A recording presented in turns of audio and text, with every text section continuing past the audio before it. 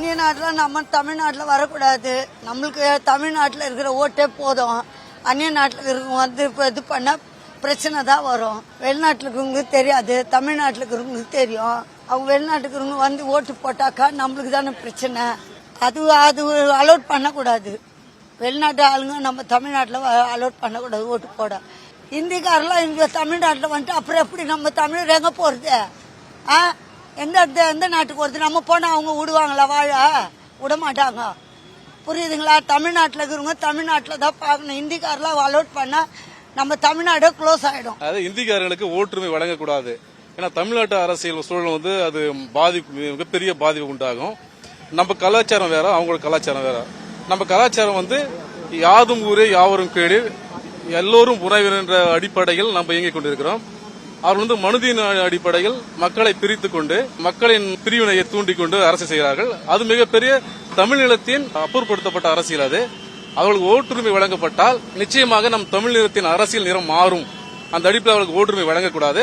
ஆனா அவர்கள் வந்து ஒரு தொழில் ரீதியா வந்து இங்க தொழில் பண்றது நான் ஆதரிக்கிறேன்.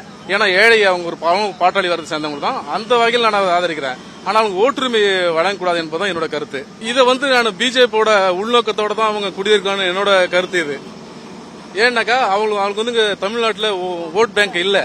அதன் அடிப்படையில் அவங்கள வந்து அவங்களுக்கு ஓட் பேங்காக பயன்படுத்துவாங்கன்னு இங்க இருக்கிற தமிழர்கள் சந்தேகப்படும்.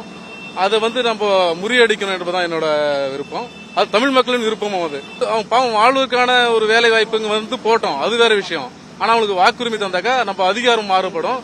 அவங்களோட மத்திய அரசாங்கத்தோட இன்னும் ஆதிக்கம் இன்னும் வரும்னு நான் நினைக்கிறேன். மத்திய அரசுடைய உள்நோக்க திட்டம்ங்கிறது நல்லா தெரியுது. ஏன்னா ஒரே நாடு ஒரே தேர்தல் சொல்லி அவங்க ஒரே ரேஷன் கார்டு, ஒரே நாடு ஒரே தேர்தல்னு அவங்க கொண்டு வராங்க.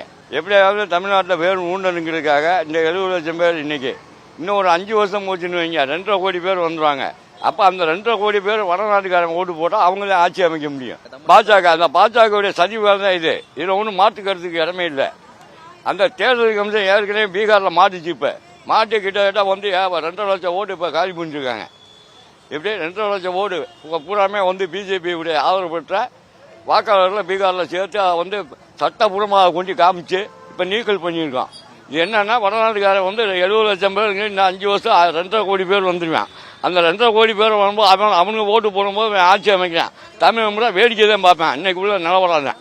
அப்ப நாங்க என்ன கேட்கிறோம்னா, நீ கொடு, அதே மாதிரி மற்ற மாநிலங்களில் எங்க தமிழனுக்கு இடம் கொடு, அதை நாங்க கேட்கிறோம்.